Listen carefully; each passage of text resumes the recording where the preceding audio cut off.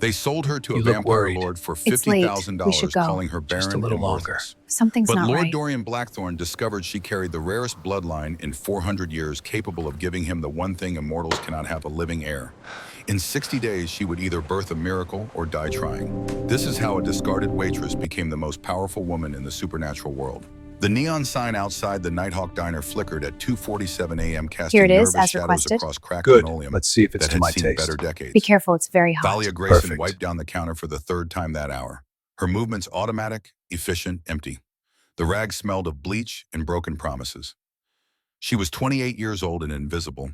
The dinner rush, if you could call 4 truckers and a drunk college student, a rush had ended an hour ago. Now the diner sat in that hollow space between night and morning when even Boston seemed to hold its breath. Through the grease-filmed windows, South Boston stretched out in shades of sodium orange and despair. Thalia's reflection stared back at her from the coffee pot's chrome surface. Mousy brown hair pulled into a practical ponytail. Eyes the color of river moss, too large for a face that had learned to apologize for existing. The polyester uniform hung on her frame like a hand-me-down she'd never quite grown into. 28 years old, 2 jobs, 1 dying sister, 0 future. The bell above the door chimed. Thalia didn't look up. Late-night customers were all the same. Lonely, desperate, looking for something warm in a cold world, even if it was just burnt coffee and yesterday's pie. "We close in 10 minutes, she said, reaching for a menu without raising her eyes. "But I can get you—" The temperature dropped, not gradually, not like a draft from an open door. The air itself seemed to freeze mid-breath, sucking warmth from the room with predatory hunger. Thalia's skin prickled. The coffee pot in her hands suddenly felt heavy as lead. She looked up. The man standing in the doorway shouldn't have fit through it. Not because of size, though he was tall, but because of presence. He filled the space the way a knife fills a wound, completely, violently, impossibly. He wore a charcoal coat that probably cost more than her car. Beneath it, a black shirt open at the collar revealed skin the color of moonlight on marble. His face was all sharp angles and aristocratic cruelty, like something carved by an artist who understood beauty but had forgotten kindness. Dark hair, black as a closed coffin, fell across a forehead that had never known worry. But his eyes were the frozen heart of a glacier. Pale blue, almost colorless and ancient. So ancient that looking into them felt like staring into the abyss between stars. Vampire. The word didn't form in Thalia's mind so much as it crystallized from pure instinct. 4 years. 4 years since she'd felt this specific flavor of terror, this cocktail of awe and dread that only came from standing in the presence of an apex predator wearing human skin. Her hand trembled. Coffee sloshed over the rim of the pot, scalding her wrist. She didn't flinch. "Thalia Grayson." His voice was silk wrapped around a blade. Not a question, a statement of ownership. She set down the coffee pot with exaggerated care. Her heart hammered against her ribs like a trapped bird, but she kept her face blank. Waitresses learned early to hide fear. It only made the predators hungrier. "We're closed," she said again. Her voice barely shook. A small victory. The corner of his mouth twitched. Not quite a smile. Something colder. "No," he said softly. "You're not." He moved toward the counter and the movement was wrong. Too fluid. Too perfect. Humans stumbled, shuffled, hesitated. This man glided like smoke, like inevitability. Thalia's fingers found the panic button beneath the register. The one that called Joe the line cook with the baseball bat. The one that had never in 3 years of late shifts actually needed to be pressed. "I wouldn't." The vampire's eyes flicked to her hand. He could see through the counter. Of course he could. "Joseph left 20 minutes ago. You sent him home early because your sister called from the hospital. Bryn, stage 4 lymphoma. 3 weeks until the experimental treatment window closes. $500,000 you don't have." Ice water flooded Thalia's veins. How? She cut herself off. Stupid question. Vampires knew everything. That's what made them dangerous. "Sit," he said, gesturing to the stool across from him. "I'd rather stand."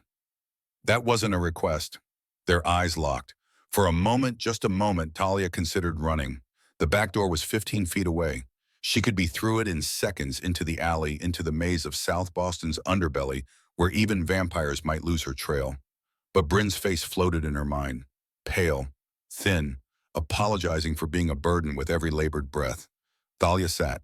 The vampire studied her with the intensity of a jeweler examining a diamond. Looking for flaws. Finding them. Calculating value anyway. "You don't remember me," he said. I remember all the monsters. A flash of something crossed his face. Hurt, impossible. Vampires didn't feel. They mimicked. They hunted. They consumed. My name, he said with exaggerated patience, is Dorian Blackthorne. 4 years ago, you managed my financial empire, organized my affairs, sat across from me every morning reviewing stock portfolios over blood-laced coffee. You were the best bloodbound I'd ever had. The past slammed into Thalia like a fist. Blackthorne estate, marble floors and crystal chandeliers, silk dresses that cost more than most people earned in a year. The weight of Dorian's gaze as she presented quarterly reports, his cold fingers brushing her wrist when she handed him papers, the strange electricity of the blood bond humming between them like a live wire. And then the signet ring, the accusations, the council's cold eyes as they judged her guilty. You exiled me. Her voice came out flat. Dead. I saved your life. You called me a thief in front of 300 witnesses. Because you were accused of treason, Dorian said, leaning out forward. Because Isolde Ravencroft planted evidence in your quarters and convinced half the council you were selling our secrets to the Lycan clans. Do you know what the penalty for bloodbound treason is, Thalia? She knew. Everyone knew. Execution. Public execution, Dorian corrected. Drawn out over 3 days. I've seen it done. It's not civilized. He paused. Exile was mercy. Mercy. Thalia laughed, a harsh sound like breaking glass. You let them destroy my reputation. Blacklist me from every decent job in the city. I lost my apartment, my savings. I spent 2 months sleeping in my car. You lived. Barely. Barely is more than dead. Silence stretched between them, heavy with 4 years of unsaid things. Finally, Thalia broke it. Why are you here? Dorian reached into his coat and withdrew a black leather folder. He placed it on the counter between them with the reverence of a man presenting a loaded gun. I need you to carry my child. The world tilted. Thalia's brain stuttered, trying to process words that made no sense in that order. Vampires didn't have children. Everyone knew that. They created fledglings, yes, turned humans into corrupted copies. But birth pregnancy, life from death impossible. I don't understand, she managed. The council has passed a new law, Dorian said. His voice carried the weight of inevitability. The Blood Lineage Act. Every vampire lord must produce a living heir within 60 days or forfeit their territory. But you can't. There is a ritual. He cut her off. Ancient magic. Pre-Roman. It requires a specific alignment of celestial bodies, a massive sacrifice of power, and a human surrogate who has survived a vampire blood bond before. His pale eyes bored into hers. You're the only woman in 300 years who qualifies. Thalia's mind raced. This was insane. This was impossible. This was no. She stood abruptly. The stool scraped against linoleum. Absolutely not. You can't walk in here after 4 years and ask me to, she couldn't even say it, find someone else. There is no one else. Then you lose your territory. And if I lose my territory, the Ravencroft line takes Boston. Isolde Ravencroft, the woman who framed you. Dorian stood as well, towering over her. She will hunt you down within a week. Not because you're a threat, but because you're a loose end, a witness to her treachery. She'll make it look like an accident, a mugging gone wrong, a gas leak. You're threatening me.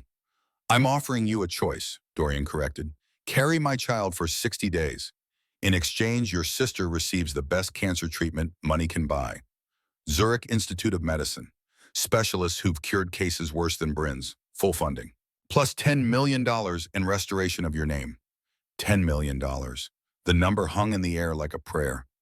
Thalia thought of Bryn's hollow eyes, the way her little sister cried in the bathroom so Thalia wouldn't hear. The pamphlets for hospice care Thalia had hidden in her glove compartment because she couldn't bear to look at them. What's the catch? Her voice came out hoarse. The ritual has a 60% mortality rate for the human carrier. There it was. The knife beneath the silk. So I have a 40% chance of survival. Yes. And if I refuse, Dorian's expression didn't change, but something in the air shifted, grew colder. Then I walk out that door. Your sister dies in 3 weeks.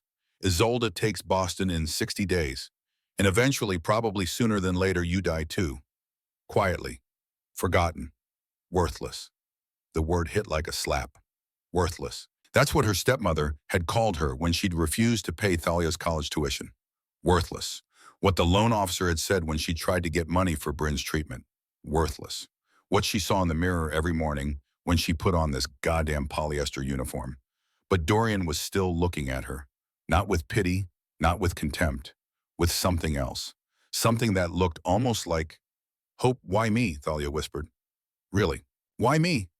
For the first time, Dorian hesitated. A crack in the marble facade. "Because when I fed from you, when our blood bond formed, I felt something I haven't felt in 400 years. He paused. I felt warm. Across the city in a ballroom that predated the American Revolution, the Vampire Council convened. 12 lords and ladies sat in high-backed chairs arranged in a perfect circle. Each represented a bloodline older than nations. Each controlled territory worth billions. Each wore their power like a second skin. At the head of the circle sat Ambrose Sterling, the High Inquisitor. His eyes were wrapped in black silk, a symbol of justice's blindness, but he saw more than any of them. Magic let him peer into souls' red intentions. Taste lies on the air like ash. "Order," he said, and the room fell silent with the abruptness of a guillotine blade. Dorian Blackthorne stood at the center of the circle. He'd been standing for 3 hours. They'd made him stand. A petty power play. He bore it with the same blank expression he'd worn since arriving. "The council has reviewed your petition," Ambrose said, "and we find it insufficient." Insufficient? Dorian's voice carried no inflection. "I have ruled Boston for 2 centuries without incident. My territory is stable, profitable, peaceful." "Stagnant," a voice interrupted. Isolde Ravencroft rose from her seat like a cobra uncoiling. She wore crimson silk that clung to curves designed to distract men from the viper's mind beneath. Blood-red lips curved in a smile sharp enough to cut. "Your territory is stagnant, Lord Blackthorne," she purred. "No new bloodlines, no expansion, no heirs. The Blood Lineage Act was created to prevent exactly this kind of sterility." "I have fledglings." "Fledglings are not heirs," Isolde countered. "They're servants. The council requires living progeny, children who can walk in sunlight, bridge the gap between our world and theirs. Surely you understand the importance of evolution." Dorian's jaw tightened almost imperceptibly. "I understand the council's will." "Then you understand you have 60 days. Ambrose's voice cut through the tension. "Produce a living heir or forfeit Boston to the next strongest claimant." Every eye in the room turned to Isolde. She didn't bother to hide her smile. "I have already begun preparations," Dorian said quietly. "The Moonborn ritual is a fairy tale," Isolde interrupted. "Ancient superstition. No vampire has successfully birthed a living child in recorded history." "Then I will be the first. Or you will fail spectacularly." Isolde walked toward him, her heels clicking against marble like a countdown. "And when you do, I will take very good care of Boston. All of Boston." She paused. "Including the loose ends you left behind." Threat delivered. Message received. Dorian's hands clenched at his sides. Only Ambrose, with his magical sight, saw the fury burning beneath the cold exterior. Saw how close the vampire lord came to tearing Isolde's throat out, right there in council chambers. 60 days, Ambrose repeated. Session adjourned. The lords and ladies filed out, already whispering, already planning, already calculating angles. Dorian remained standing in the center of the circle. "You're going to try it," Ambrose said, not a question. "The Inquisitor always knew. Yes. The Grayson girl. Yes. She'll likely die. Better than certainly dying." Dorian finally turned to look at the blind seer. "I didn't exile her because I believed Isolde's lies, Ambrose. You know that." "I know." The Inquisitor's rapt eyes somehow seemed to bore into him anyway. "I also know you exiled her because if you'd defended her, Isolde would have pushed for a full investigation. And a full investigation would have revealed that you and Thalia had complicated feelings. Inappropriate feelings. The kind that make a lord vulnerable." Dorian said nothing. "You still have those feelings," Ambrose continued. "Don't you, Ashbaum? What I feel is irrelevant. On the contrary, the Moonborn ritual requires more than compatible biology. It requires genuine connection. Love, even. Can you love her, Dorian? Or will you simply use her and discard her like every other tool in your arsenal?" Dorian walked toward the exit. His footsteps echoed in the empty chamber. "I don't know," he said honestly, "but I'm going to find out." Talia sat in the waiting room of Boston General, clutching a cup of cafeteria coffee that had gone cold an hour ago. The fluorescent lights hummed overhead like dying wasps. Around her, other families waited. Other people loved and feared and hoped. She was so tired of hoping. The doctor emerged at 4:15 a.m. Dr. Patricia Morrison, mid-50s, kind eyes that had delivered too much bad news and learned to hide the weight of it behind professional courtesy. Ms. Grayson. Dr. Morrison's voice was gentle. Too gentle. You can see her now. Bryn's room was on the fourth floor, the oncology ward. Thalia had memorized every inch of it over the past 6 months. The motivational posters that rang hollow. The hand sanitizer stations. The hushed voices of nurses who'd stopped trying to be cheerful. Her sister lay propped against pillows that made her look even smaller than she was. At 24, Bryn should have been finishing graduate school, falling in love, making mistakes, and learning from them. Instead, she was here, dying by degrees. Hey, you! Bryn's voice came out paper thin. You're here late. My shift ended early. Talia pulled a chair to the bedside. How are you feeling? Like $1,000,000. Bryn managed to smile. $1,000,000 that got hit by a truck, run over by a steamroller, and left in the sun to rot. So improvement from yesterday. They both laughed. The sound was fragile, desperate, real. They want me to start hospice planning, Bryn said after the laughter faded. Dr. Morrison, she was very nice about it, very professional, but basically she's saying give up. Talia's throat closed. The experimental treatment is $500,000 we don't have. Bryn reached out and took Talia's hand. Her fingers were bird bone fragile. You've done everything you could. Tukos, no life. You've already sacrificed so much, not enough. The words came out fierce. Never enough. Thali. Bryn used the childhood nickname. I need you to hear me. If my time is limited, I don't want to spend it watching you destroy yourself to trying to save me. I want you to live. Really live. Not just survive. You're not dying. Everyone's dying. I'm just doing it faster. Talia pulled her hand away, stood, walked to the window. Outside Boston was waking up. Coffee shops opening. People rushing to jobs they hated to pay for lives they tolerated. The cycle continuing, meaningless, relentless. Dorian's offer whispered in her mind. 60% mortality rate, but also Zurich Institute. Specialists. Cure. What if I could fix this? Thalia said quietly. What if I could get the money, all of it, enough for the treatment and more? Bryn's eyes narrowed. Thalia, what are you talking about? Someone made me an offer. What kind of offer? Thalia turned to face her sister.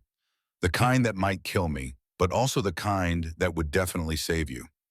No, Bryn's voice gained strength. Absolutely not. Whatever insane thing you're thinking, it's not your choice. Like hell it isn't. You're talking about dying for me. I'm talking about giving you a chance to live. Talia moved back to the bedside, gripped the railing. You're 24 years old, Bryn. You're supposed to have decades ahead of you. Fall in love, have kids, complain about taxes and terrible television. I can give you that. At what cost? 60% chance I don't make it, 40% I do. Those are terrible odds.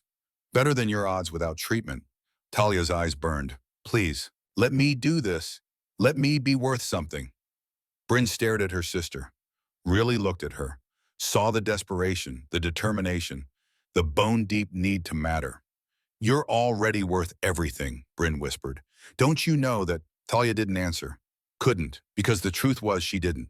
She'd never known that, and maybe in some twisted way, dying for her sister would finally prove she'd been worth keeping alive. Thalia returned to the Nighthawk at dawn to find Dorian still there. He sat in the same booth utterly motionless, looking like a statue of patience. When she entered, his eyes tracked her with predatory precision.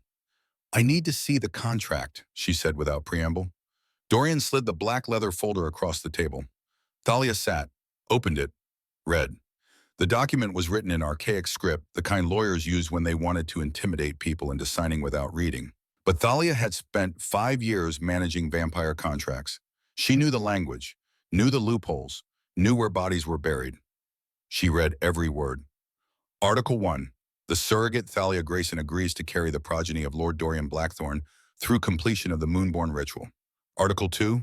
Term of gestation shall be 60 days from date of conception to date of birth. 60 days. Accelerated vampire biology. Her body would go through 9 months of pregnancy in 2 months.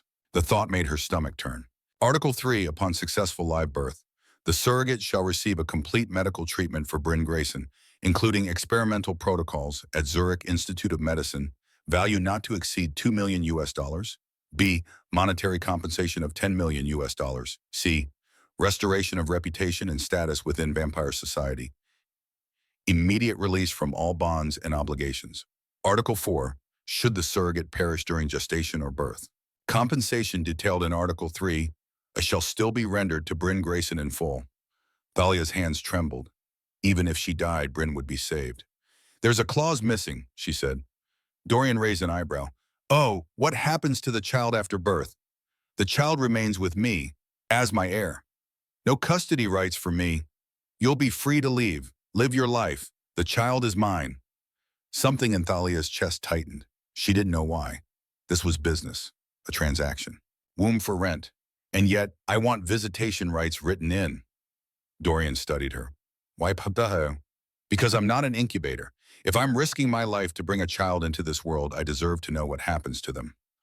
For a long moment, Dorian said nothing. Then impossibly, he smiled. It transformed his face, made him look almost human. You're negotiating. I'm protecting my interest. The Thalia I remember wouldn't have dared negotiate with me 4 years ago. The Thalia you remember died when you exiled her. I'm what's left. Dorian pulled a pen from his jacket. In elegant script, he added a new clause at the bottom of the contract article. 5. The surrogate shall retain visiting rights to the child, terms to be negotiated in good faith following successful birth. He signed it, then slid the pen to Thalia. Last chance to run, he said softly. Thalia looked at the contract, at the numbers that would save Bryn, at the impossible promise of a future where she mattered.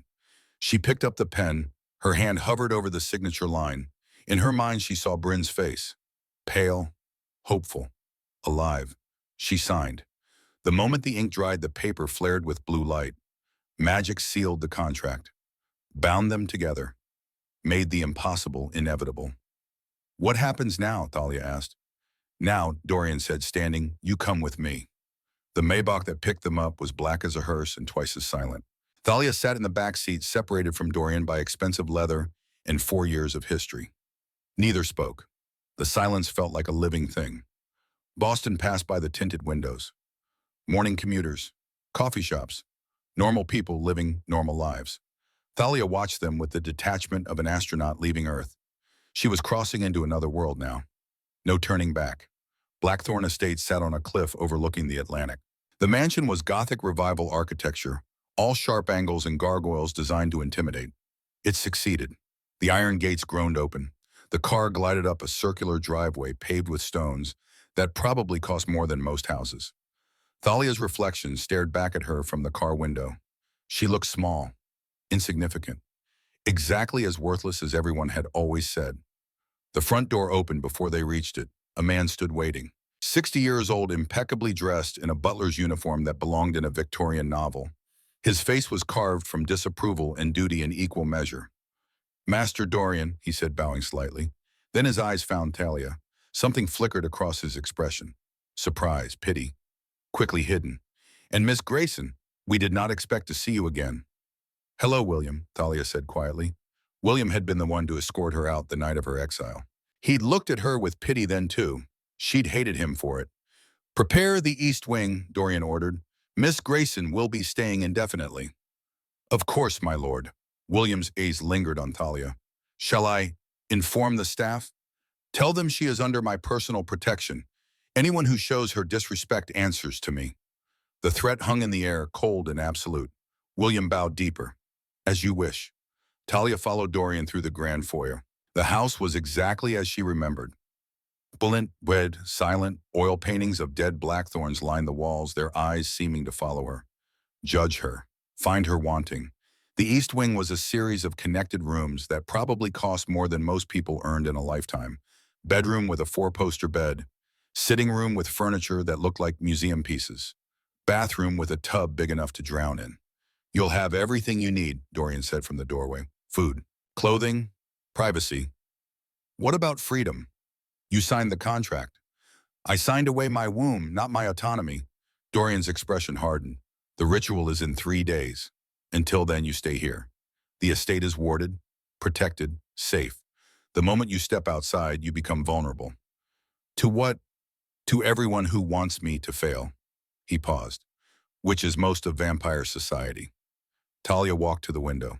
Below, the Atlantic crashed against rocks with violence that looked almost beautiful. She pressed her palm against the glass. It was cold. I need to call Bryn, she said. Tell her I'm okay. No, she spun around. Excuse me. No phone calls. No outside communication. Isolde has informants everywhere. The moment word spreads that you're here carrying my child, you become a target. So I'm a prisoner.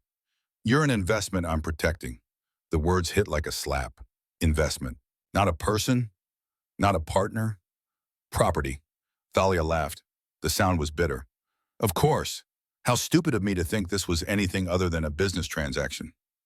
Thalia, get out. You need to understand. Get out, her voice cracked. Tears threatened. She refused to let them fall, not in front of him, never in front of him. Dorian stared at her for a long moment. Something in his face softened, almost looked regretful. I'll have William bring you dinner, he said quietly. Then he left. Alone, Thalia collapsed onto the bed.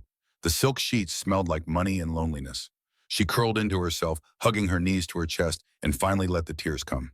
She'd sold herself, traded her body, her life, her freedom for Bryn's chance at survival. And she'd do it again. That was the worst part. She'd do it again without hesitation. 2 days passed in isolation. Thalia saw no one but William, who brought meals she barely touched. She paced the East Wing like a caged animal, read books from the extensive library she didn't comprehend, stared at the ocean, and wondered if drowning was faster than the ritual. On the third day, William arrived with a garment bag. The Solstice Gala is tonight, he announced. Master Dorian requests your presence. I'm not going. It wasn't a request, miss. I don't care. William set the bag down with exaggerated patience. The council will be there. They need to verify that you are in fact the surrogate, that the ritual is proceeding. If you don't attend, they'll assume Lord Dorian is stalling. They'll accelerate his timeline. Force his hand. Talia closed her eyes. Trapped. Again. Always. What time? She asked dully. 8 o'clock. I'll return at 7 to help you prepare. The dress William brought was midnight blue velvet, simple, elegant, the kind of expensive that whispered instead of shouted. Thalia put it on mechanically, her body moving through motions her mind had abandoned. William appeared at 7 sharp. He took one look at her and produced a small box from his jacket. From Master Dorian, he said. Inside was a necklace, obsidian and silver. Beautiful. Cold. I don't want his jewelry. It's not jewelry, William corrected.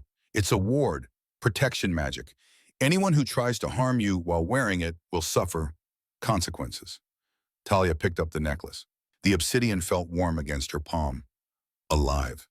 He's protecting his investment, she said bitterly.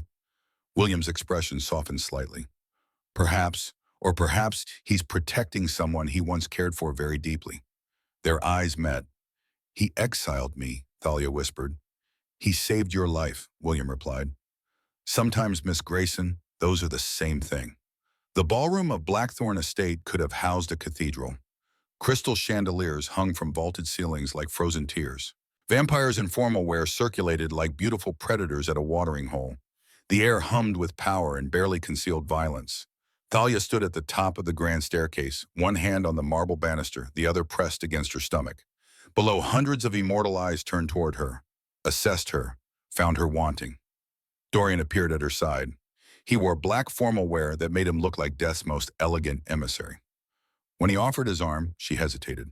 They're watching, he murmured. Show weakness now, and they'll tear you all apart. Talia took his arm. Together they descended. Whispers followed them like smoke. She caught fragments. The disgraced bloodbound, actually trying the moonborn ritual. She won't survive the first week. Desperate, Thalia kept her face blank, chin up, eyes forward, the way she'd learned to survive as a waitress when drunks got handsy. Smile, nod, survive. At the bottom of the stairs, the crowd parted. Isolde Ravencroft stood waiting. She was devastating. Blood-red dress that clung to curves designed to distract. Raven hair cascading over pale shoulders, lips the color of fresh kills. She smiled like a shark scenting blood. Lord Blackthorn, Isolde purred. How lovely to see you. And you brought, oh. Her eyes raked over Thalia. The help. How sentimental. Lady Ravencroft. Dorian's voice could have frozen fire. Always a pleasure.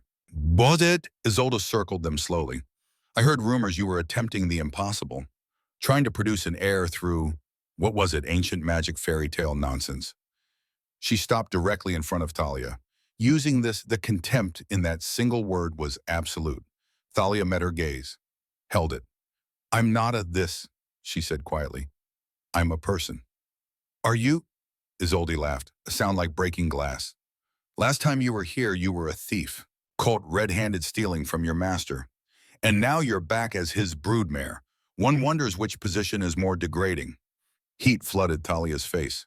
Around them, vampires watched, waiting, hoping for drama. That's enough, Dorian said coldly. Is it I'm merely curious about your choice of surrogate?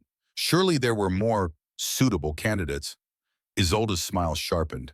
Unless you chose her specifically. Unless there are feelings involved. How very human of you, Dorian. My choice is council approved, verified by the Inquisitor. Unless you are questioning Ambrose Sterling's judgment. Isolde's expression flickered. Ambrose was untouchable. Even she knew that. Of course not, she said smoothly. I'm simply concerned for the poor girl. The Moonborn ritual has a terrible survival rate. It would be tragic if she died, especially after you went through all this trouble to bring her back. She won't die. You sound confident. I wonder. Isolde leaned in close to Thalia, invading her space, her breath cold against Thalia's ear. I wonder if he told you the truth. About why he really exiled you 4 years ago. Talia's blood turned to ice. What are you talking about? She whispered. Ask him, Isolde breathed. Ask him what he was doing the night the signet ring went missing. Ask him who he was with. And ask yourself why a man would so readily throw away the woman he supposedly cared for. She pulled back, smile radiant, and addressed the crowd. The council recognizes Lord Blackthorn's attempt at the Moonborn ritual. We look forward to seeing the results. Her eyes found Thalia one last time. Or the funeral. She swept away, leaving Thalia standing in the center of the ballroom, surrounded by predators drowning in doubt. Thalia fled, not running. That would show weakness. But she moved through the crowd with single-minded determination, ignoring Dorian's calls, pushing through vampires who smelled like expensive cologne and old blood until she burst through French doors onto a stone balcony. The night air hit her like a slap. Cold, clean, real. She gripped the balcony railing, her knuckles white, breathing hard.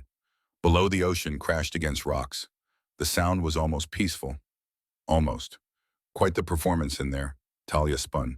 Isolde Ravencroft stood in the doorway, backlit by the ballroom's golden glow. Alone. Predator and prey. No witnesses. Leave me alone, Thalia said. Oh, I will, in a moment. But first, I thought you deserved the truth. Isolde walked closer. Dorian didn't tell you everything, did he, about the night you were exiled? He said you framed me. I did, Isolde agreed easily. I planted the signet ring in your quarters, bribed witnesses, convinced the council you were a traitor. She paused. But do you know why it was so easy to convince them? Thalia's throat closed. Because that night, while you slept in your little room, Dorian was with me. Isolde's smile was poisonous. In his chambers, in his bed, we'd been negotiating an alliance between our territories. The negotiations got personal. You're lying. Am I ask him, see what he says, see if he denies it. Isolde's eyes glittered. He exiled you not to save you, darling. He exiled you to hide his shame, to cover up the fact that he'd betrayed the blood bond by fucking me. You were inconvenient, a witness to his weakness, so he removed you. The words were knives, each one found its mark. And now he's brought you back, Isolde continued. Not because he cares, not because you matter, but because you're useful. A womb, an incubator, a means to an end. And when you've served your purpose, when you've birthed his heir or died trying, he'll discard you again. Just like before. Thalia couldn't breathe. The world tilted. You're wrong, she whispered. Am I? Then why did he choose you out of all the women in the world? Why the one he exiled in disgrace? Isolde leaned in close. Because you're weak, desperate, easy to manipulate. He knew you'd say yes, knew you'd sacrifice yourself for your dying sister. He's using you, Thalia. He's always been using you. Thalia's vision blurred, tears threatened. You should leave, Isolde said gently, almost kindly. Before the ritual, before it's too late, run, disappear, let him fail, let him lose everything. It's what he deserves. She turned to leave. Why? Thalia's voice cracked. Why tell me this? Isolde looked back over her shoulder. Because I want you to know, when you're dying in childbirth, when your body is tearing itself apart to birth his monster, that it was all for nothing, that he never cared, that you died for a lie. She left. Alone on the balcony, Thalia collapsed against the railing. Sobs racked her body. Everything Isolde said made horrible logical sense. Why else would Dorian choose her? Why else bring back the woman he'd exiled? She was useful, expendable, worthless. Thalia, she looked up. Dorian stood in the doorway. His face was unreadable. How long have you been there? She asked. Long enough. Is it true? The words came out broken. Were you with her that night? Dorian was silent for a long moment. Then quietly, yes. The world shattered. Yes. The single word hung in the air between them like an executioner's blade. Thalia felt something inside her chest crack. Not her heart. Something deeper. The fragile, foolish hope she'd been nursing that maybe, just maybe, Dorian Blackthorne was different from every other person who'd used her and thrown her away. Get away from me, she whispered. Dorian took a step forward. Let me explain to no. Her voice gained strength. No more lies. No more manipulation. I'm done. She pushed past him, heading for the French doors, the ballroom, the exit. Anywhere but here. She'd find a way to save Bryn without selling her soul to a vampire who Dorian's hand caught her wrist. Not hard. He could have crushed her bones with the barest pressure. Instead, his grip was gentle, desperate. Please, he said, just listen. Why should I? Because Isolde told you half a truth designed to look like a whole lie. His pale eyes burned into hers, and half-truths are more dangerous than any poison. Thalia wanted to run, wanted to scream, wanted to hit him until her hands broke. Instead, she went very still. Talk, she said, fast. Dorian released her wrist, stepped back, gave her space. When he spoke, his voice carried the weight of confession. 4 years ago, Isolde came to the estate, uninvited. She brought a treaty proposal, an alliance between our territories. I was not interested, but she insisted we discuss it over drinks. I accepted 1 glass of wine. He paused. I woke up 6 hours later in my chambers. Isolde was beside me, clothed. I was clothed. Nothing had happened, but she'd made it look like something had. Why? Because she knew about you. Dorian's expression twisted. She knew I cared for you in ways that violated every law of vampire-human relations. Bloodbounds are servants, tools. We don't love them. We don't cherish them. We certainly don't imagine futures with them. His voice dropped to a whisper. But I did, with you. Talia's breath caught. When I woke up and saw her beside me, I knew immediately what she'd done. Drugged me, staged a scene, created leverage, and she had. Because that same morning she discovered my signet ring in your quarters. She had witnesses ready, evidence prepared, a narrative constructed. Listen, you could have defended me. If I'd defended you, the council would have investigated everything. Isolde would have revealed her proof that I'd slept with her while blood bonded to you. A lord betraying his bloodbound's trust is grounds for territory seizure. The council would have stripped me of Boston and executed you for the crime of being loved by someone too weak to protect you properly. His words hit like hammer blows. So I made a choice, Dorian continued. I exiled you publicly, harshly, made it look like I despised you, made the council believe I'd never cared at all. It was the only way to save your life. You could have told me, and risk you trying to defend me, risk you saying something that would get you killed. He shook his head. I watched you walk out those gates 4 years ago. I watched you leave with nothing but the clothes on your back and hatred in your eyes. It was the worst night of my existence. But you lived. That was all that mattered. Silence stretched between them. The ocean crashed below. The ballroom hummed with vampire politics behind them. And Thalia stood at the intersection of past and present, trying to decide which version of the truth to believe. Isolde said you were using me, she said finally, that I'm just a womb, a means to an end. You are a means to an end, Dorian said bluntly. I won't insult you by pretending otherwise. I need an heir. You need money for Bryn. That's the transaction. He moved closer, close enough that she could feel the cold radiating off his skin. But Thalia, I could have chosen any compatible human. The ritual doesn't require a former bloodbound. I chose you because when I imagine 60 days of carrying my child, of being vulnerable and afraid and in pain, I can't stomach the thought of putting anyone through that except the one woman I know is strong enough to survive it. That's a terrible compliment. It's the truth. His hand lifted, hesitated, fell back to his side. I'm not good at this, at feelings, at being human. I've been dead for 400 years. But you make me want to remember what warmth feels like. Talia closed her eyes. Every instinct screamed at her to run, to protect herself, to not believe in fairy tales told by monsters. But she thought of Bryn, thought of the contract signed in blood and magic, thought of how she'd already made her choice before ever stepping foot in this mansion. If you're lying to me again, she said quietly, opening her eyes, I will find a way to make you regret it. I know. And after this is over, after I give you your heir, I'm gone. No looking back. Something in Dorian's expression cracked, pain so raw and real that it made him look almost human. I know, he said again. Thalia nodded once. When is the ritual? Tomorrow night. Moonrise. And then we should both get some rest. She walked past him, back into the ballroom, back through the sea of vampires who watched her with predatory interest. She felt their eyes on her skin, felt their judgment, felt their certainty that she wouldn't survive. Maybe they were right, but she'd die trying. The moonlight chamber sat at the highest point of Blackthorn Estate, a circular room with walls made entirely of glass open to the sky. The floor was etched with silver runes that pulsed with a heartbeat that wasn't quite alive and wasn't quite dead. Thalia stood at the center of the circle wearing a simple white slip. Her feet were bare against cold stone. Her hair hung loose around her shoulders. She'd never felt more exposed. Around the perimeter, 13 candles burned with blue flame. William had lit them at sunset, murmuring prayers in a language that predated Latin. Now he stood by the door, a silent guardian between worlds. The moon rose over the Atlantic, full, bloated, heavy with meaning. Dorian entered as the first ray of moonlight touched the floor. He wore nothing but black trousers.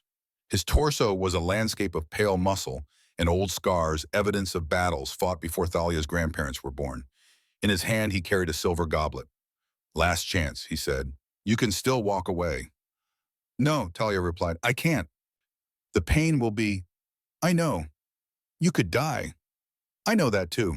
She met his gaze. Stop giving me reasons to run and start telling me what to do. Dorian's lips quirked, almost a smile. He approached her slowly, set the goblet on a small altar carved from obsidian. Then he withdrew a silver knife from his belt. The ritual requires blood, he said. Mine, yours, mixed. He cut his palm. Dark blood, almost black, welled up and dripped into the goblet. The runes on the floor pulsed brighter, responding to vampire essence. Then he offered Thalia the knife. Her hand trembled as she took it. The blade was cold, sharp, honest. She cut her palm. The pain was sharp and clean. Red blood, human and warm, dripped into the goblet, mixing with Dorian's darkness. The mixture began to glow. Dorian picked up the goblet with both hands, spoke words in that ancient tongue. The air grew heavy, thick, alive with magic that made Thalia's teeth ache and her bones vibrate. Drink, he said, offering her the goblet. Thalia looked at the swirling mixture. It smelled like copper and smoke and something else. Something old. Something that had watched civilizations rise and fall and rise again. She drank. The liquid was thick, warm. It slid down her throat like living fire. The moment it hit her stomach, the world exploded. Pain, not physical, worse. It was the pain of two incompatible things being forced to merge. Life and death, warmth and cold, human and vampire. Her cells screamed as they tried to reject the invasion, tried to expel the foreign essence flooding her system. She collapsed. Dorian caught her before she hit the stone, lowered her gently to the center of the rune circle. The silver markings began to crawl across the floor. They moved like living things, like serpents made of light wrapping around her ankles, her wrists, her throat. Focus on me, Dorian commanded. His face hovered above hers. Only me. Don't let the magic take you. But the magic was everywhere, inside her, around her, rewriting her biology in real time. She felt her womb shift, change, prepare itself for something that should be impossible. Memories flooded her mind, not hers, Dorian's. She saw the world through his eyes, saw centuries unfold like pages in a book, saw him as a human man, young and afraid, dying of plague in a London gutter, saw the vampire who'd turned him, saw the first time he'd killed, the first time he'd loved, the first time he'd lost someone he couldn't save. She saw herself, 4 years ago, sitting across from him in his study reviewing reports, laughing at something he'd said. The memory came with emotion, not as usual cold calculation, but warmth, affection, the terrifying, vulnerable feeling of caring for something mortal and fragile and destined to die. He'd loved her even then, The realization was a knife between her ribs. The ritual reached its crescendo. Dorian bit his wrist, tearing the vein, and pressed the wound to Thalia's lips. She drank again. This time the blood tasted different. Not like death, like power. Strength flooded her body. Her senses exploded. She could hear William's heartbeat from across the room. Could smell the salt in the ocean 300 yards away. Could feel every thread in the silk beneath her back. And she could feel something else. A spark, deep in her womb, tiny, impossible, alive. "It's done," Dorian said. His voice sounded far away. "The child has been conceived." Talia's vision blurred. The ceiling above her swam with stars and moonlight and possibilities. She felt Dorian lift her, felt him carry her somewhere soft, felt the world slip away into darkness that was warm instead of cold. For the first time in 4 years, she felt safe. Thalia woke to sunlight streaming through unfamiliar windows. For a moment, she couldn't remember where she was. Then memory crashed over her like a wave. The ritual, the blood, the impossible spark of life taking root inside her. She sat up carefully. Her body felt different, stronger. Her senses were still heightened. She could hear servants moving through the hallways, could smell breakfast cooking in the kitchens below. A note sat on the bedside table. Dorian's precise handwriting: "Rest. Your body needs time to adjust. William will bring you anything you require." Thalia set the note down, placed a hand on her stomach. It felt no different than it had yesterday. Flat, empty, normal. But she knew something was growing there. Something that would either save her or kill her. Probably both. The door opened. William entered with a breakfast tray. "Good morning, Miss Grayson. I trust you're feeling well." "I feel, strange. The ritual's effects will stabilize within a few days. Master Dorian suggests light activity. No exertion. Your body is working very hard even when you're resting." William set the tray down. Eggs, toast, fruit, and a small glass filled with dark red liquid. Thalia stared at it. "Is that blood tonic? You'll need to consume 1 glass daily. It supplements what the child takes from your system." The child, it was real, happening, irreversible. "Where is Dorian? Council business. He'll return this evening." William paused. "He asked me to give you this." He handed her a phone. A smartphone, new, expensive. "I thought no outside communication." "Master Dorian has reconsidered. You may call your sister, but please be discreet. Don't mention specifics of the ritual or your location." Talia took the phone with trembling hands. "Thank you." William bowed and left. Alone, Thalia stared at the phone. Then she dialed the number she knew by heart. It rang twice. "Hello?" Bryn's voice sounded thin, tired. "It's me," Thalia said. "Thalia, oh my God, I've been so worried. You disappeared. You didn't answer my calls. I thought, I'm okay, I'm safe. Where are you?" "I can't tell you that, but Bryn, listen. I got the money." Silence. "What?" "The treatment, Zurich, all of it. It's handled." "Thalia, what did you do?" "Something crazy, something dangerous, but it's done. Dr. Morrison should be getting a call today about transferring you to the Institute." Bryn's voice cracked. "You sold yourself, didn't you, to whoever made that offer?" "I made a choice." "That's not an answer." "It's the only answer I can give you right now." Talia closed her eyes. "I need you to trust me. Can you do that?" Another long silence. "I trust you," Bryn finally said. "But Thalia, when this is over, whatever this is, you better come back to me. You hear me? I'm not losing my sister." "You won't," Talia promised, hoping it was true. They talked for another 10 minutes.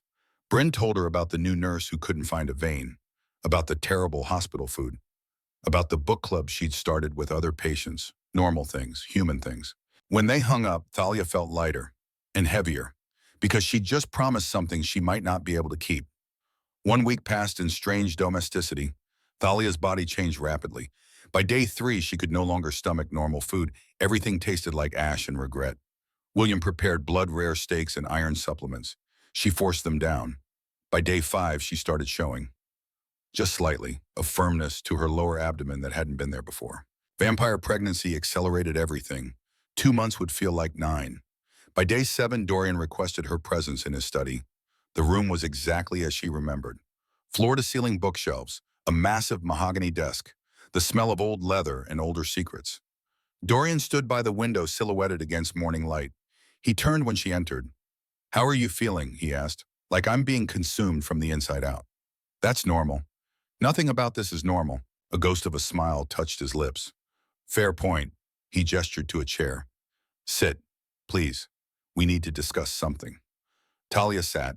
Her enhanced senses picked up tension in the room. Something was wrong. I had the council physician examine your blood samples, Dorian said. Standard procedure for pregnancy monitoring. She found something unexpected. What? He slid a file across the desk. Medical reports, genetic sequencing, charts that looked like star maps. You carry a genetic anomaly, Dorian said. A mutation so rare that it was thought extinct. The catalyst gene. What does that mean? It means your bloodline somewhere far back includes someone who was more than human. Not vampire, not lichen, something older. The catalyst gene allows human biology to successfully anchor supernatural essence. It's why the blood bond with me was so strong. Why the ritual worked. Why you can carry a vampire child when no one else in 3 centuries could. Thalia stared at the reports. What part something? Your human DNA is dominant. You're not supernatural yourself, but you carry the capacity for bridging the gap between our worlds. Dorian's expression was grave. This makes you extraordinarily valuable and extraordinarily vulnerable. To whom? To everyone who wants to control the future of vampire-human relations. As if summoned by the words, a crash echoed from somewhere in the mansion. Breaking glass, shouting. Dorian was on his feet instantly. Stay here, if I am. What's happening? Lock the door behind me. Don't open it for anyone but William or me. He was gone before she could argue. Thalia stood frozen. Her instincts screamed to run, to hide. But where the estate was huge, she didn't know the layout anymore. Footsteps in the hallway. Running. The door burst open. It wasn't Dorian. It wasn't William. Vincent Cross, head of Blackthorn Estate Security, stood in the doorway. Tall, muscular, handsome in a brutal way, and holding a gun loaded with silver bullets. Miss Grayson, he said politely, I'm afraid you need to come with me. Talia backed away. Dorian is occupied with a minor security breach I arranged on the west side of the estate. We have approximately 3 minutes before he realizes it's a diversion. Vincent moved into the room. Please don't make this difficult. You're the leak. You're working for Isolde. I'm working for people who make Isolde Ravencroft look like a provincial amateur. Vincent's expression was apologetic. I take no pleasure in this. You seem like a decent person, but you're carrying something that doesn't belong to Lord Blackthorn alone. That child is the future of vampire evolution. The European Syndicate has prior claim. The what? Questions later. Movement now. He raised the gun. Thalia didn't think. The enhanced reflexes from the ritual took over. She grabbed a heavy bookend from Dorian's desk and threw it. Her aim was terrible. It missed Vincent by 2 feet, but it bought her a second. She ran out the door, into the hallway. She didn't know where she was going, just away. Away from the gun, away from the man who was supposed to protect her.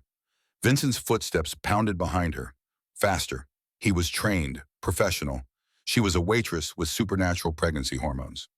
This was not a fair fight. She rounded a corner. Saw a staircase. Took it. Down. Always down. Maybe she could reach the kitchens, hide among the staff, scream for help.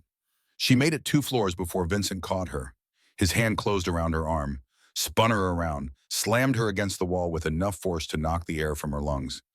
Enough, he said. I don't want to hurt you, but I will if... A blur of darkness materialized between them. One moment Vincent was there, the next he was airborne. Dorian had appeared from nowhere and thrown him down the stairwell with the casual violence of a man swatting a fly. Vincent's body hit the landing below with a sickening crack.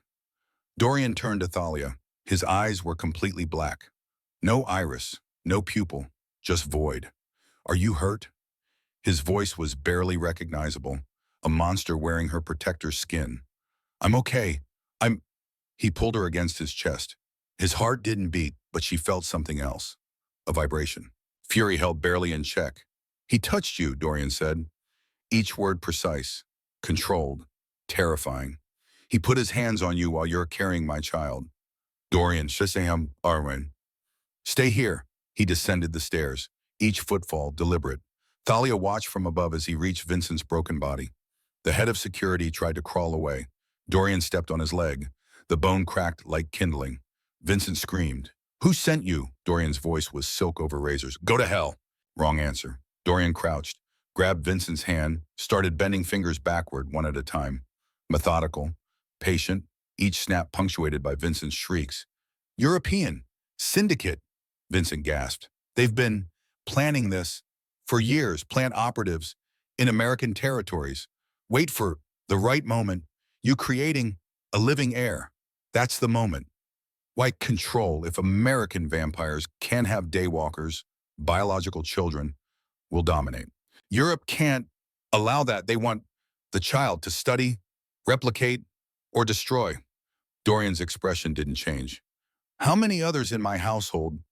Just me. I was enough. You failed. Dorian's hand moved to Vincent's throat. There was no dramatic pause, no villain monologue, just quick, brutal efficiency. Vincent's neck snapped. Silence flooded the stairwell.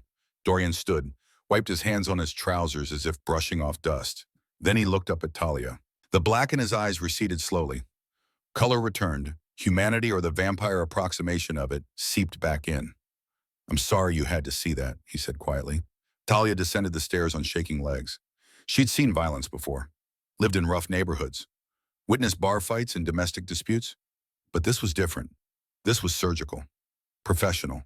The violence of something that had killed so many times it had become routine. She should be terrified. Instead, she felt safe. Is it true, she asked, about the European syndicate? Yes. Dorian's jaw tightened. Vincent was telling the truth. They've been positioning assets for decades, waiting for something like this, a vulnerability to exploit. The child. Yukarm, Dorian corrected. The child is potential. You're the reality. As long as you're alive and pregnant, you're their primary target. Talia placed a hand on her stomach, the small swell where life was growing at an impossible rate. What do? We lock down the estate, trust no one, and we prepare for war. The next week transformed Blackthorn Estate into a fortress. Dorian hired mercenaries, human ones loyal only to money. He tripled the guard rotation, installed new wards magic barriers that would incinerate anyone crossing the property line without permission. William oversaw food preparation personally. Everything Thalia ate was tested, twice, and Thalia herself was confined to the East Wing. For her protection, Dorian said. For the child, always the child. She was 3 weeks pregnant now. She looked 5 months. Her body was expanding rapidly, making room for something that grew faster than human biology could accommodate. Her ribs ached constantly. Her back screamed. She couldn't sleep for more than 2 hours without waking up starving. The blood tonic helped. Barely. Dorian visited every evening, checked on her, asked if she needed anything, maintained careful distance. She found herself wanting him closer. It was insane. Stockholm Syndrome, probably. Some twisted psychological response to trauma and captivity. But when he sat across from her in the sitting room reading while she pretended to read, she felt calm. On day 22, she finally asked the question that had been eating at her. Do you regret bringing me back? Dorian looked up from his book. Why would I regret it? Because I've been nothing but trouble. Vincent's betrayal. The syndicate threat. If you'd chosen someone else. There was no one else, he interrupted. The catalyst gene isn't something you can test for. I didn't know you had it until after the ritual. I brought you back because you were the only one I trusted. You exiled me. I trusted you to survive it. His pale eyes met hers. I trusted you to be stronger than my failures. I was right. Talia's throat tightened. I'm not strong. I'm terrified every single day. Strength isn't the absence of fear. It's fear plus forward motion. He set down his book. You signed that contract knowing you might die. You drank from the goblet anyway.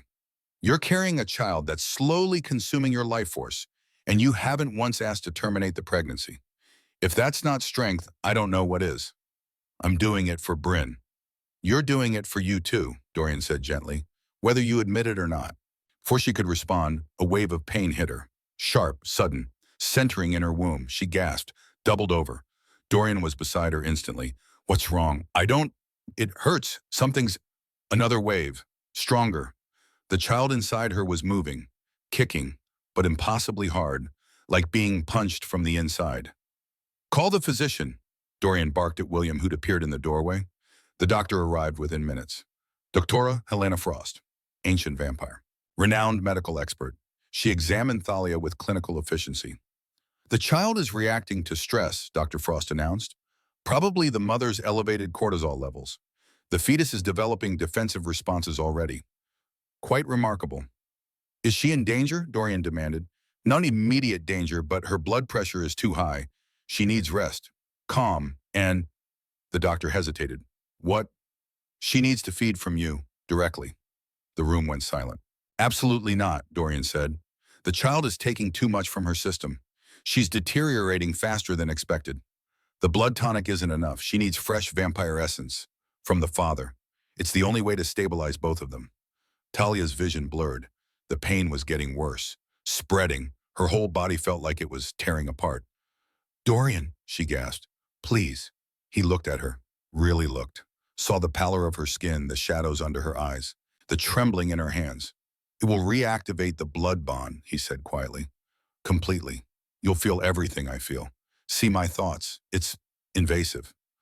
I don't care. I can't. Another wave of pain. She screamed. Dorian made his decision. He bit his wrist, tore the vein, pressed it to her lips. Drink. Talia drank. The blood was cold, thick. It tasted like metal and midnight and 400 years of accumulated darkness. But it was also power. Strength flooded her system. The pain receded. Her vision cleared. And then connection. The blood bond snapped into place like a circuit completing. Suddenly, she wasn't just in her own head. She was in his, feeling what he felt, knowing what he knew, fear, bone-deep existential fear that she would die and he would be alone again, longing, the ache of 4 years spent trying to forget someone who'd left fingerprints on his soul, determination, the cold, calculating resolve to protect her at any cost, even if it meant burning down the entire vampire world. And underneath it all, woven through every thought and feeling like a golden thread, love. He loved her. Not the distant affection of a lord for a favored servant, but real, vulnerable, terrifying love. The kind that made immortals mortal. The kind that turned predators into protectors. Thalia pulled back from his wrist, gasping. Their eyes met. He knew she'd felt it, seen it, couldn't pretend anymore. Thalia, he started. Don't, she whispered. Don't say it. If you say it, it becomes real. And if it's real, I don't know what to do with it. Because she felt it too. That was the terrifying part. The bond showed her his heart, but it also showed her own. She loved him back. Loved the monster who'd destroyed her life and rebuilt it. Loved the vampire who killed without hesitation to protect her. Loved the man who sat across from her reading poetry written in dead languages just to be near her. It was insane. It was impossible. It was true. Day 34. Thalia woke to the sound of breaking glass. Not nearby. Somewhere below. Distant. But her enhanced hearing picked it up. Picked up the alarms that followed. The shouting. The gunfire. They were under attack. She rolled out of bed, difficult now with her distended stomach, and grabbed the robe William had left for her. Through the window, she saw figures moving across the lawn. Too many to count. Armed. Organized. The European syndicate had come for her. The door burst open. William looking disheveled for the first time since she'd known him. We need to move you to the safe room. Now. Where's Dorian? Fighting. Miss Grayson, we don't have time. An explosion rocked the building. The chandelier in the sitting room crashed to the floor. Thalia stumbled. William caught her. This way, quickly. He led her through a maze of corridors. Thalia's heart pounded. The child inside her thrashed, responding to her fear. Each kick was painful, distracting. They reached a hidden door behind a bookshelf. William pressed his hand to the wood. Magic flared. The door swung open, revealing a steel-reinforced room beyond. Inside. Lock it behind me. Don't open for anyone but Lord Blackthorn. Where are you going? To help defend the estate. Go. Thalia went. The safe room was small. Windowless. A bed. Some supplies. A panic button connected directly to emergency services. She locked the door. Leaned against it. Tried to breathe. The child kicked again. Harder. I know, she whispered, placing a hand on her stomach. I'm scared too. Through the blood bond, she felt Dorian. Felt his rage, his violence. His single-minded focus on eliminating threats. He was a whirlwind of death out there. Protecting her. Protecting their child. Time crawled. Minutes felt like hours. Then silence. The explosion stopped. The gunfire ceased. The world held its breath. Footsteps approached the safe room. Slow. Deliberate. Thalia, Dorian's voice. It's me. Open the door. She hesitated. The bond told her it was him. Felt like him. But what if the code phrase she called? What's the code phrase? They'd established 1 week ago. Something only they would know. You asked me why I chose you, Dorian said. And I told you because you make me want to remember what warmth feels like. It was him. Talia unlocked the door. Dorian stood in the hallway covered in blood. Not his. His clothes were shredded. His face was spattered with gore. But his eyes were clear, focused, fixed on her. Are you hurt? He demanded. No, the baby. I can feel the baby through the bond. He's fine. You are both fine. He exhaled slowly. The tension in his shoulders eased fractionally. It's over. We held them off. How many? 50, maybe more. Mercenaries, battle mages. Isolde Ravencroft herself. Talia's breath caught. She was here. She led the attack. She's working with the syndicate. Has been from the beginning. Dorian's expression darkened. I should have killed her at the gala. Where is she now? Gone, retreated when she realized she couldn't breach the safe room. But Thalia, this was just the first wave. They'll come again.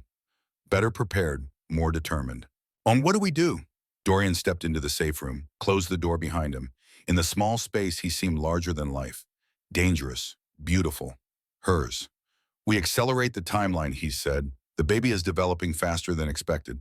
Dr. Frost believes you'll give birth within the next 2 weeks instead of 4. We prepare for that. Fortify the moonlight chamber. Make it impenetrable. And then we pray the child is born healthy. Because once he's here, once he's real, the entire vampire world will have to recognize him. Protect him. Even the syndicate won't risk open war with a Daywalker heir. Talia placed both hands on her stomach, felt the life it taught her, growing, changing, becoming. I'm so tired, she whispered. Dorian's expression softened. He crossed the small space between them, pulled her into his arms, carefully, like she was made of glass. I know, he murmured against her hair. I know. But you're almost there, just a little longer. Talia pressed her face against his chest. He was cold. He smelled like blood and violence. He was a monster, but he was her monster. And against all logic, all reason, all self-preservation instinct, she loved him. Dorian, she said, yes. When this is over, when the baby is born and I've healed and everything goes back to normal. She pulled back to look at him. What happens to us? His pale eyes searched hers. She saw the war happening behind them. Duty versus desire. Logic versus longing. I don't know, he said honestly. I want to promise you forever. But I'm a vampire. Forever is all I have. And you're human. You'll age, grow old, die. I'll have to watch it happen. His voice cracked. I don't know if I'm strong enough for that. Then turn me. The words hung between them. Dorian went very still. What? After the baby is born, after I've recovered, turn me. Make me like you. Then we'll both have forever. Thalia, you don't know what you're asking. I know exactly what I'm asking. Her voice was steel. I'm asking for a choice. For once in my life, I'm choosing something for me. Not for Bryn, not for money, not for survival. For me. I'm choosing you. Dorian stared at her. 1,000 emotions flickered across his face, too fast to name. Then he kissed her. Not gently, not carefully, like a drowning man finding air. His cold lips against her warm ones. His hands in her hair, her belly pressed between them, the child inside kicking in response to their parents' emotions. When they broke apart, both breathless, Dorian rested his forehead against hers. Ask me again after the birth, he whispered. When you've survived. When you've seen what motherhood means. When you've had time to think clearly. If you still want forever, then I'll give it to you. Promise. I promise. Outside, the sun began to rise over Blackthorn Estate. Another day survived. Another battle won. But the war was far from over. Day 48. Thalia woke to liquid warmth spreading between her legs. For a moment, she thought she'd wet herself. Pregnancy did strange things to bladder control. But then the cramping started. Low, deep, a tightening sensation that felt like her body was preparing to turn itself inside out. Her water had broken. Dorian, she called. Her voice came out thin, reedy. He materialized in the doorway instantly. He'd been sleeping in the chair beside her bed for the past week, refusing to leave her side, refusing to let her out of his sight. What's wrong, Wow? It's time. The color drained from his already pale face. It's too early. You're only at day 48. We have 12 more days. Tell that to your son. Another contraction hit. Thalia gasped, gripping the sheets. He's coming now.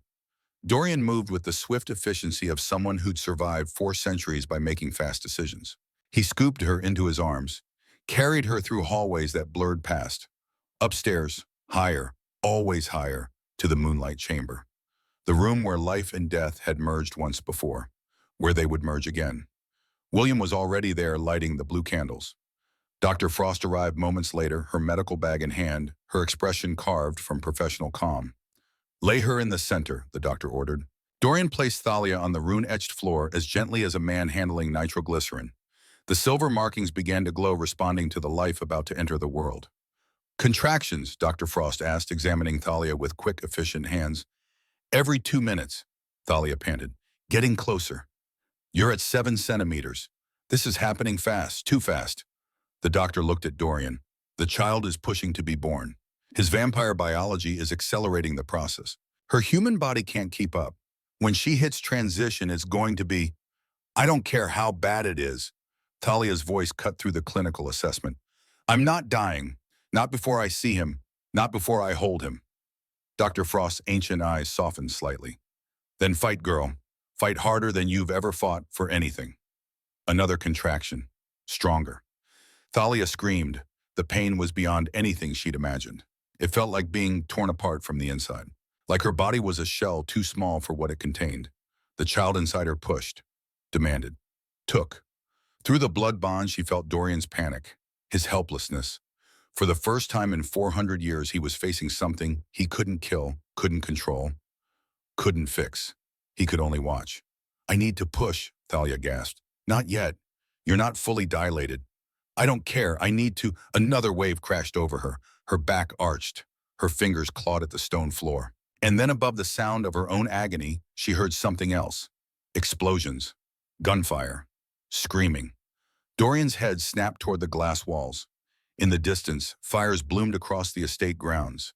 Figures moved in organized formations. An army. Not mercenaries this time. Vampires. "They're here," William said from his position by the door. His hand rested on the sword at his hip. "The European forces, at least 100 strong." "Lock down the chamber," Dorian commanded. "Nothing gets through that door."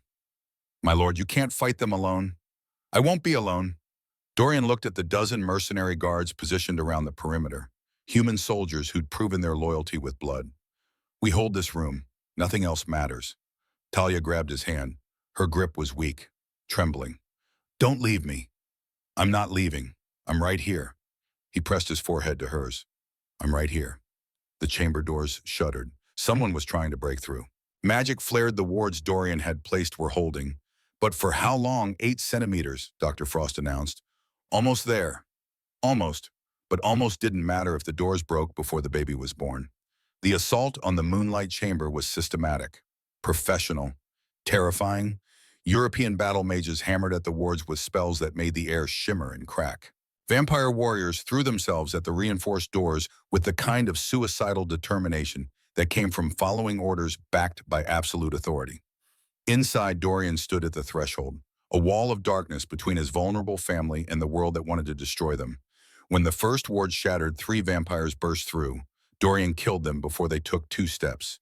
His movements were liquid violence, precise, efficient, brutal. Bodies hit the floor. More came. He killed them too. Behind him, Thalia screamed. The sound cut through combat noise like a knife through silk. He wanted to turn, wanted to go to her, wanted to hold her hand and tell her everything would be okay. But he was the only thing standing between her and death, so he fought. Blood painted the floor, the walls, him. He stopped counting kills after 20, stopped thinking, became pure instinct, pure protection. A father defending his mate and child with the savagery of something far older than civilization. 9 centimeters, Dr. Frost's voice carried over the chaos. "She's almost there. Push them back," Dorian roared at his mercenary guards. "Don't let them pass the doorway." Gunfire, silver bullets designed to slow vampires. The mercenaries were good, well-trained, but they were human, mortal, breakable. One fell, then another, then a third. And the European forces were winning through attrition, and then the doors exploded inward. Not from physical force, from magic. A blast of power so strong it shattered the reinforced steel like paper. The smoke cleared. Isolde Ravencroft stood in the ruined doorway. She wore battle armor, black leather and reinforced plates. Her hair was pulled back from her face, revealing sharp cheekbones and sharper ambition. Behind her, a phalanx of elite vampire warriors waited for orders. Hello, Dorian, she said pleasantly. I believe you have something that belongs to the European Council. You'll die before you touch her. Perhaps, but you'll die first. Isolde gestured. Her warriors moved forward. Dorian met them. The battle was no longer one-sided. These weren't mercenaries or foot soldiers. These were vampires who'd survived centuries of warfare, who'd trained for this, who were prepared for his strength. He killed 3, wounded 5, but they kept coming. Behind him, Thalia screamed again. A different sound this time. Not pain, effort. She's crowning, Dr. Frost shouted. The baby's coming. Dorian felt the distraction like a physical pull, felt his attention split between the threat in front of him and the miracle behind him. Isolde saw the opening. She moved with the speed of old blood and ancient fury. Her blade of silver spelled lethal drove toward his heart. Dorian twisted, too slow. The blade caught him in the shoulder instead of the chest. Silver burned through his system like acid. His arm went numb. Isolde smiled. Sloppy, my lord. Love makes you weak. No, a voice said from behind her. It makes him motivated. William appeared from the shadows. The elderly butler moved like a man half his age. His sword-blessed steel vampire killer swept in a perfect arc. Isolde barely dodged. The blade scored her ribs. She hissed, falling back. The child is not yours to take, William said calmly. Master Dorian's heir will be born under this roof, protected by this household, recognized by the rightful authorities. You will not pass. The old butler's eyes glowed with power Thalia had never seen. Not vampire, something else, something ancient. Isolde's expression shifted. Fear flickered across her face. You're supposed to be retired, she said. I am, but even retired wardens remember how to kill. Warden. The word hung in the air like a promise of violence. Before Isolde could respond, before the battle could resume, a sound filled the chamber. A baby's cry, not a normal newborn wail. This was dual-toned, a human infant's voice layered with something deeper. Resonant, powerful. Every vampire in the room froze. He's born, Dr. Frost announced. The heir lives. Talia held her son for the first time with hands that shook from exhaustion and wonder. He was perfect. 10 fingers, 10 toes. Impossibly beautiful in the way we all newborns are, but more. His skin had a faint luminescence. His hair was dark as midnight. And when he opened his eyes, violet. Not red like vampire, not human brown or blue. Violet like amethyst, like twilight, like something caught between two worlds and belonging to both. Soren, she whispered. The name came from nowhere, from everywhere, from the part of her that knew him before he was born. Your name is Soren Blackthorn. The baby Soren turned his head toward her voice, recognized his mother, and smiled. Babies aren't supposed to smile at birth. The medical community is clear about that. It takes weeks for the muscles to develop, for the neural pathways to form. But Soren smiled, and as he did, warmth flooded through Thalia's body. The tearing pain in her lower half began to heal. Knit back together, the hemorrhaging stopped. The exhaustion lifted. She felt strength returning to limbs that had been drained hollow. Impossible, Dr. Frost breathed. The child he's healing her. Not just healing, Dorian said. He'd moved to Thalia's side, silver wound forgotten, staring at his son with wonder. He's generating life force. He's not taking, he's giving. Through the blood bond, Thalia felt Dorian's emotions. Awe, pride, fear, love so intense it was almost painful. Their son was not what anyone expected.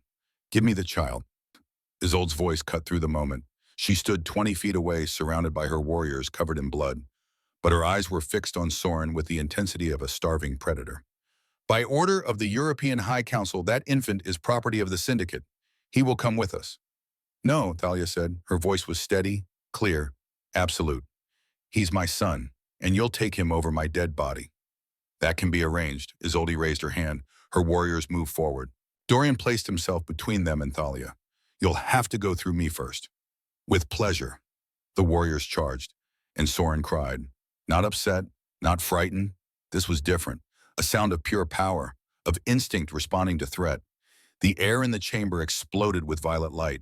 A wave of energy radiated from the infant in Thalia's arms.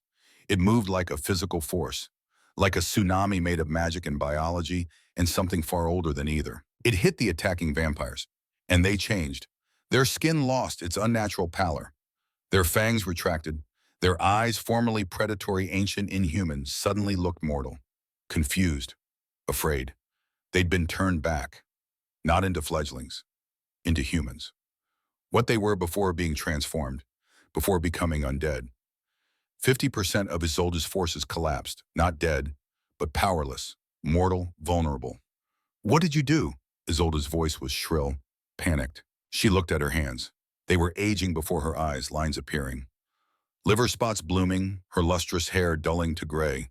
She was reverting, not to what she'd been when turned, to what she should be now, her chronological age catching up with her biological form. Within seconds, the devastating beauty who'd terrorized vampire politics for 2 centuries was a withered woman in her 60s. Weak, mortal, ordinary. The Nightborn, someone whispered. One of the European vampires who'd survived the wave. The prophecy was true. Soren quieted in Thalia's arms. His violet eyes blinked slowly. Satisfied, safe. He'd just rewritten the rules of existence. Isolde fell to her knees. Her warriors, those who remained vampires, stared at her with horror and disgust. Their beautiful, powerful leader was now a frail human woman, worthless in their eyes. Help me up, Isolde croaked at them. I order you, you order nothing. The vampire who spoke was tall, European accent, cold eyes. You were sent to retrieve the child. You failed. You're human now. You're nothing. He turned to leave. Wait, desperation made Isolde's voice crack. You can't just abandon me. I did everything the council asked. I planted myself in Boston 4 years ago. I framed the bloodbound. I created the conditions for the ritual. I followed the plan. And you failed at the final step, the vampire said dismissively. The council has no use for failures. Or humans. Talia stood still, holding Soren, supported by Dorian's arm around her waist. She looked at Isolde, at the woman who'd destroyed her life, who'd tried to kill her child, and she felt pity. What plan? Thalia asked. What is she talking about? The European vampire paused, considered, then smiled coldly. Why not? You've already won. You deserve to know what you've disrupted.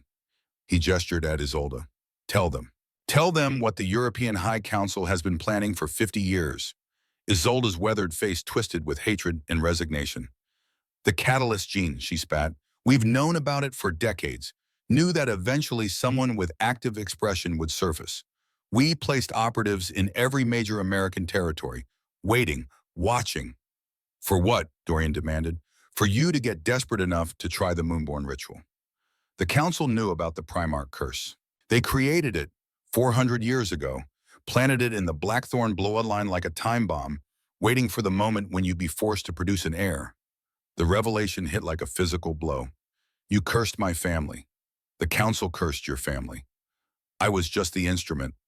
Isolde's laugh was bitter. The plan was perfect. Force you to create a Daywalker heir. Let the child be born, then steal it. Raise it as a weapon. Use its reversion ability to control the entire vampire population. Any vampire who disobeys the council reverted to human. Instant death sentence. You were going to enslave our entire species, Dr. Frost said, horror in her voice. We were going to bring order, control, a new world where European authority was absolute. Isolde looked at Soren. That child was supposed to be our nuclear option, our guarantee of total power. Was, Thalia asked. The European vampire who'd condemned Isolde spoke again. Now he's yours. Lady Ravencroft failed. The council will withdraw for now. But mark my words, Lord Blackthorn, this isn't over. We know what the child can do. We know what he'll become. Eventually we'll find a way to claim him, or destroy him.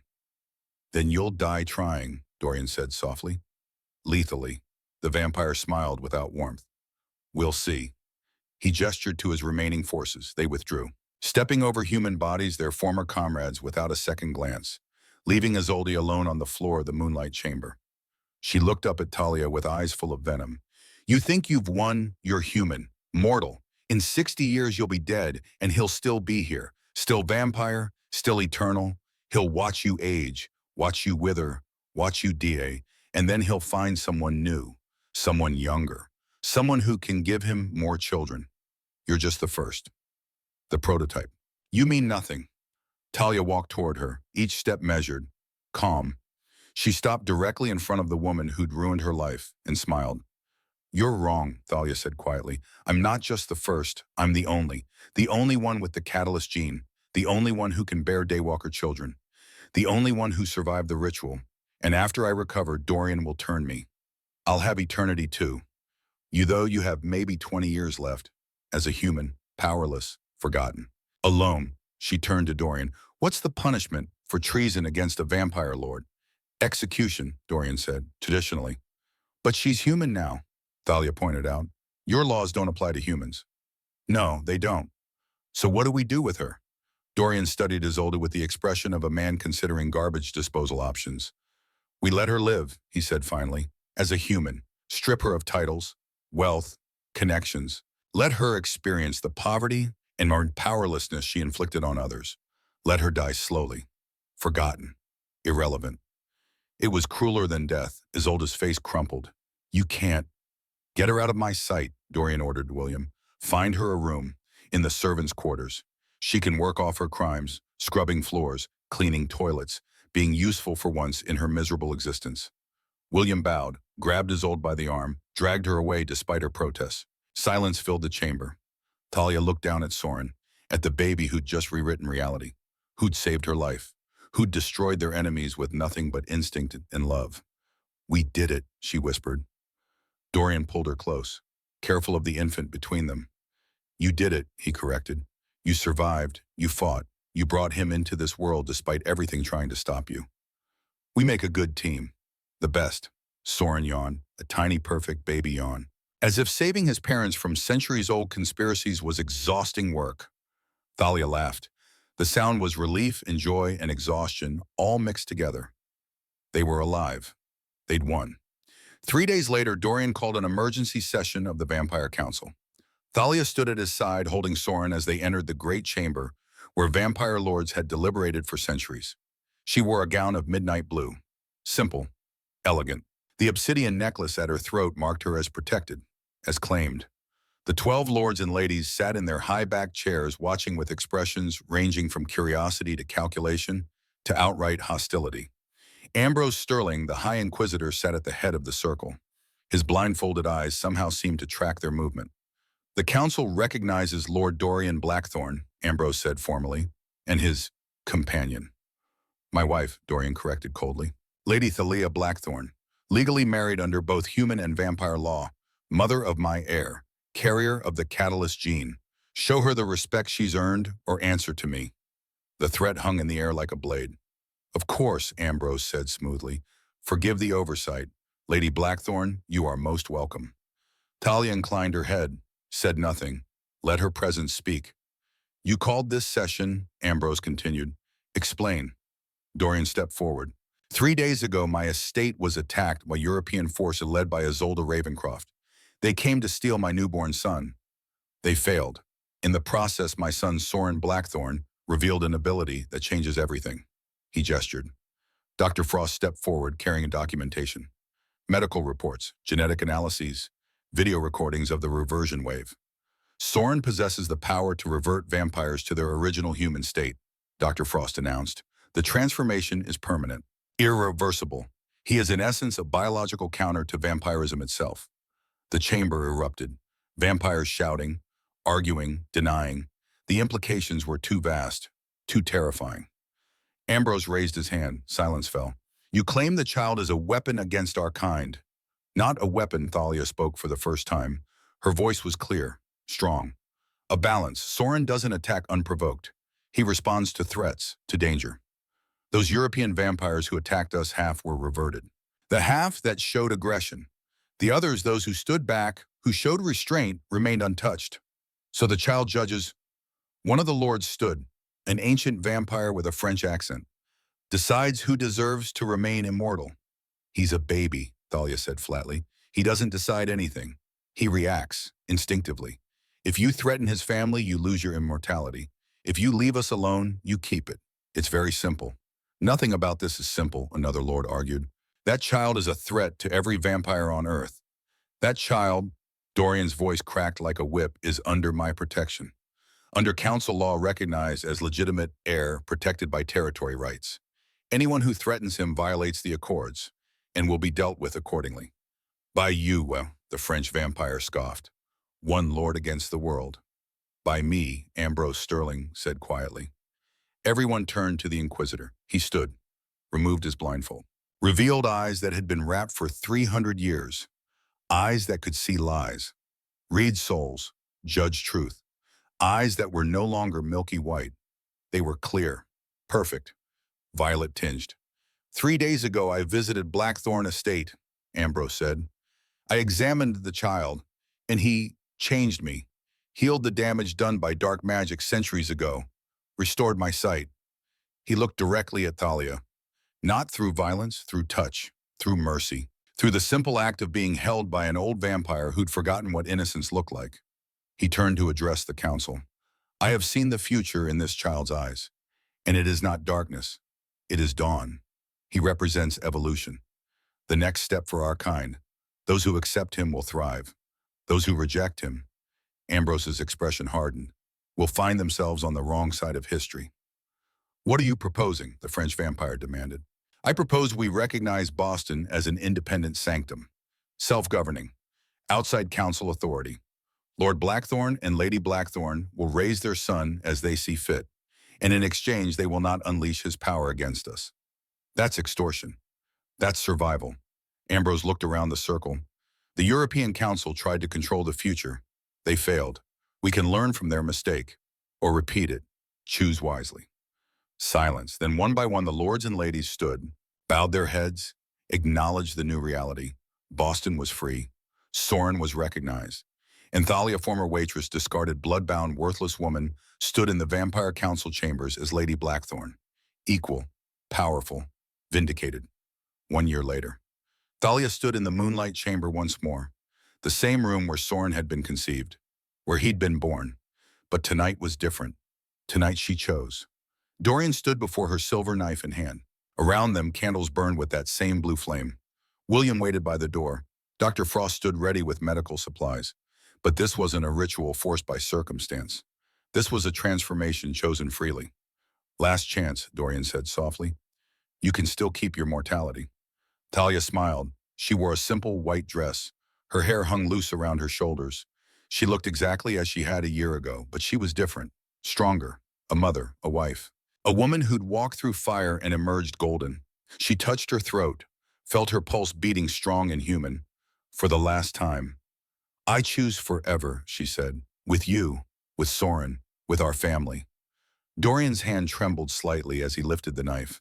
400 years of existence, and he was still nervous about this, about changing her, about making her like him. Are you sure? He asked one last time. I've never been more sure of anything. He bit his wrist, tore the vein. Blood welled up dark and cold. Drink, he said, and when you wake you'll be mine, truly, eternally. Thalia took his wrist in both hands, pressed it to her lips, drank deeply. The blood tasted different this time. Not like ritual magic or emergency sustenance. This tasted like choice, like freedom, like love. The transformation began immediately. Fire in her veins, ice in her bones. Her human heart stuttered, slowed, stopped. Her cells died and were reborn as something other, something immortal.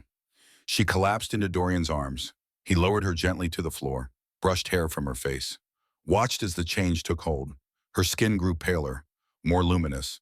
Her features sharpened slightly, became more defined, more beautiful in that terrible, inhuman way vampires were beautiful. Her eyes opened, no longer the soft green of river moss, now violet, like twilight, like her son's eyes. A side effect of the catalyst gene, Dr. Frost would later explain. The transformation had activated dormant sequences in Thalia's DNA, made her something more than a normal vampire. She was the first of a new bloodline, the catalyst line. Thalia sat up slowly, felt the power coursing through her body, felt her senses explode into hyper-awareness, heard every heartbeat in the estate, smelled blood and life and death. But most of all, she felt the bond. The blood bond she'd shared with Dorian as a human was nothing compared to this. Now they were equals, eternal partners, bound not by magic alone, but by choice. How do you feel? Dorian asked. Thalia stood, tested her new strength, her new speed, her new senses. Powerful, she said. Her voice was the same but different, carried an edge it hadn't before. Live, free. She looked at him, at the vampire lord who'd bought her, used her, protected her, loved her. Thank you, she whispered. For what? For giving me this choice, for waiting until I was ready, for not making me choose between mortality and you. Dorian pulled her close. I would have waited centuries if needed. You say that now, but you would have been very lonely. I was lonely for 400 years. What's a few more centuries? Thalia laughed. The sound was different too. Musical, dangerous. She was no longer the invisible waitress, the worthless woman, the disposable human. She was Lady Thalia Blackthorne, vampire, mother of the Nightborn, carrier of the catalyst gene, and she had forever to prove it. 6 months later, the Blackthorne estate had never looked more beautiful. Flowers bloomed in the gardens despite the late autumn chill. Music drifted from the ballroom. Laughter echoed through halls that had once been silent as tombs. Thalia stood on the grand staircase looking down at the celebration below. It was Soren's first birthday. He looked like a human 3-year-old now developing at that accelerated rate. Smart, curious, kind. He played with William's grandchildren, human children, who visited the estate without fear because Soren made them feel safe. Bryn stood near the refreshment table, healthy and radiant. She'd met someone, a kind man who owned a bookstore. They were engaged. She glowed with happiness. Dr. Morrison was there too, the human doctor who'd delivered Bryn's prognosis a year ago. She'd been invited to witness the miracle, to see what had become of her patient. Ambrose Sterling stood with the council members who'd come to pay respects. His violet-tinged eyes watched Soren with grandfatherly affection, and Dorian stood at the bottom of the stairs looking up at her. His pale blue eyes met her violet ones. A year of marriage, a lifetime ahead. He extended his hand. Thalia descended, took it, let him pull her into a dance. Happy, he asked, deliriously. No regrets. Only one, as she said. Dorian's expression flickered. What? I regret not meeting you sooner. Think of all the centuries we've missed. He laughed, spun her. We have infinity to make up for lost time. Infinity, she agreed. Across the room, Soren looked up from his play, saw his parents dancing, smiled that smile that could light up the darkest night. He was safe, loved, protected, and someday when he was old enough to understand, they would tell him the story. How his mother was called worthless and barren, how his father was cursed and desperate, how they came together in darkness and created light, how love, real messy, complicated love, could transform the impossible into the inevitable. Thalia caught her reflection in a gold-framed mirror, saw the woman she'd become.